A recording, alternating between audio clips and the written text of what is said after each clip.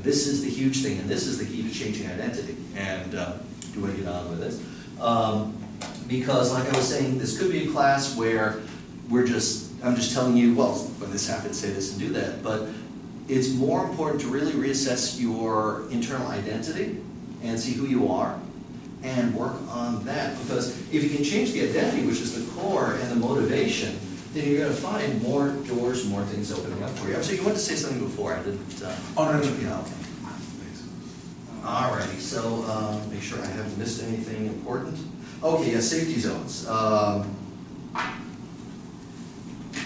So yeah, safety zones. What's our safety zone? Where are we? There's a funny function of the subconscious mind that feels that no matter where you are right now is absolutely the safest place in the universe for you. And again, this is the part of the mind that says, all right, you know, my paws are getting electric shocks, but I don't know what's over that barrier. And it's probably going to have shocks too. This is life, you know. Electric shocks in my paws, that's life, you know, and just sitting down and whimpering. People do this too, you know, because when you start out as a baby, you're dropped on the planet, and everything is new. And your mind has to go through a process of prioritizing the things that it learns. And it learns what it can and can't do. And then as we reach adulthood, that becomes a belief structure. And very much of who we are has to do with what we believe about ourselves and the way we interact with our surroundings. And in the course of that learning, we have to accept some things and reject other things. And most of the time, the things that we've accepted are the things that are true most of the time. But it doesn't mean that we have absorbed the exclusive set of everything that's possible to do. For example, somebody who's never played the piano, at the age of 40, if you put them down in front of a piano, they go, no, I can't do this. You got to be a kid, you got to start out when you're young, and they won't even necessarily try. And either they'll try and find out maybe they can learn, or they won't even begin to try. So the question is, what's the difference between the two? And that is how far they're willing to push their comfort zone. And comfort zone has to do with your identity, because very much of that comfort zone thing is you know, I'm the guy who stands here. This is my comfort zone. I don't like being in the hallway. I like being here. I know this room. I feel great here. You know, this is my comfort zone. This is who I am. And you'll find with smokers, for example, a smoker who comes in and thinks of himself as a person who smokes is much easier to get to quit than a person who comes in and says, I'm a smoker. Because the difference is a person who smokes, it's something they do as a person, whereas a smoker is someone whose identity is smoking. And if you take away that smoke, what's left? Now, if you want to make changes to yourself, you have to be willing to kind of test that comfort zone.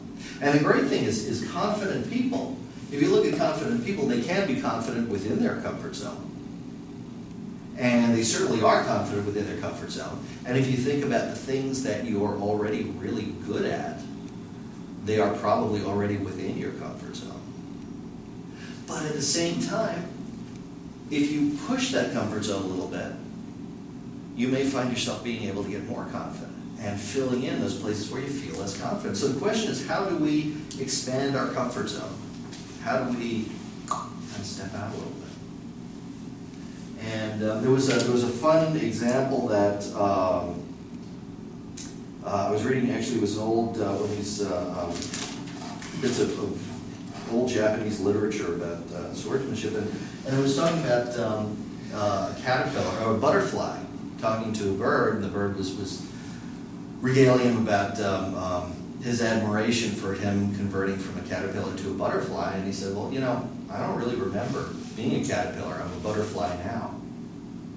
And you're talking about like pickup artists, and you'll see a lot of talk about approach anxiety. There are a million products for approach anxiety. You can get CDs and videos, and they're probably really good. But there's a problem with approach anxiety.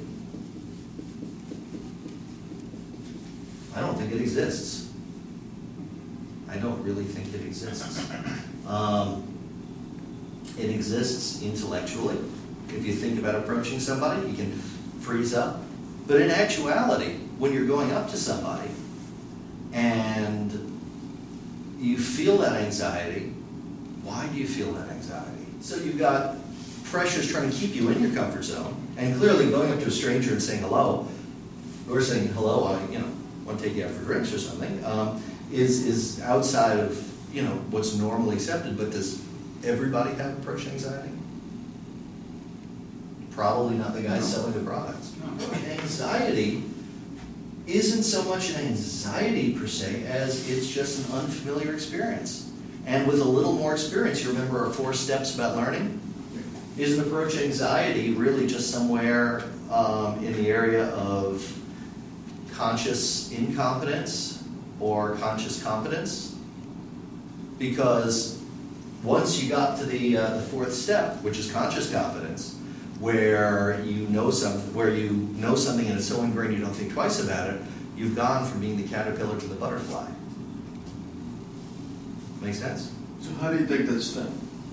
Well, a lot of people will tell you there's a lot of different exercises to do or mindsets. I think you just do a lot of it. Just the same way that you learn to drive, and at the point where you no longer feel driving anxiety, if you start to talk to people, you no longer feel approach anxiety. Feelings are spontaneous. You're in the situation, your feelings will make you move. And they're not just up in your head the way thoughts are. Anxiety, what's anxiety physically? On a physical level, it's a burst of adrenaline that causes your heart rate to increase, causes a burst of nervous activity, which will possibly lead to calcium channel deficiency, which kind of gives you a little blues afterwards. So you're getting like a heightened state, which you know is going to be followed by kind of a very exhausted state. And you get that tension, and you get muscle tension as a result of the adrenaline. So so the feelings are not just airy-fairy feelings. You're talking about real physical feelings that are motivating you and kicking in the fight or flight response, which is what was originally built into us to get us away from the saber-toothed tigers that used to gnaw on our heads. Now we're talking about that physical feeling, burst of adrenaline, all this stuff happens. Is that always a negative thing? Is that always a negative thing every time you feel that? You think there's this really pretty girl over there. You don't really usually talk to people, but you're going to go over and you're going to say hello.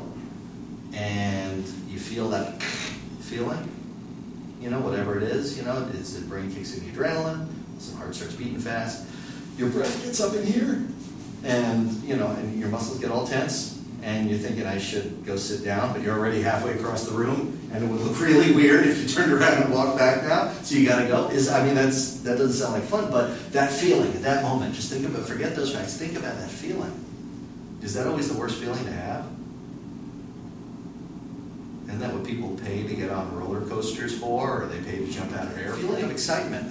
because within the context of going somewhere you've never been before, whether it's approaching a beautiful girl or jumping off a cliff on a parasail, it's exactly physically the same thing that's going on. The only difference is the frame in which it's going on and the confidence and the comfort that you feel in it. Now, if you've gone to Six Flags and you waited in line for 4 hours, and you paid $30 or whatever it is to get in, and you walk through the 100-degree weather with all the screaming kids, and you finally get on the roller coaster, this is what you've been looking forward to. And you're there, and there's this amazing sense of excitement as they strap you in, and the thing is up to the top, and you wait for that drop, and finally you hit that drop, and there's that burst of adrenaline, and it's what you've been waiting for. It really has to do with the connotations, with the degree of control, because on the roller coaster, you have total control. It was you who decided to go up there. It was you who decided to do that, and you know what the outcome is. Most of the time, hopefully, once in a while, a roller coaster does something it's not supposed to, but we don't talk about that. Most of the time, roller coaster, you'll end up having a great time. You have a great story afterwards to tell people. It was amazing. It took my breath away. My heart was pounding. And there's no reason that can't be the same thing approaching the girl. Because a girl has a much less chance of doing physical damage to you than a roller coaster.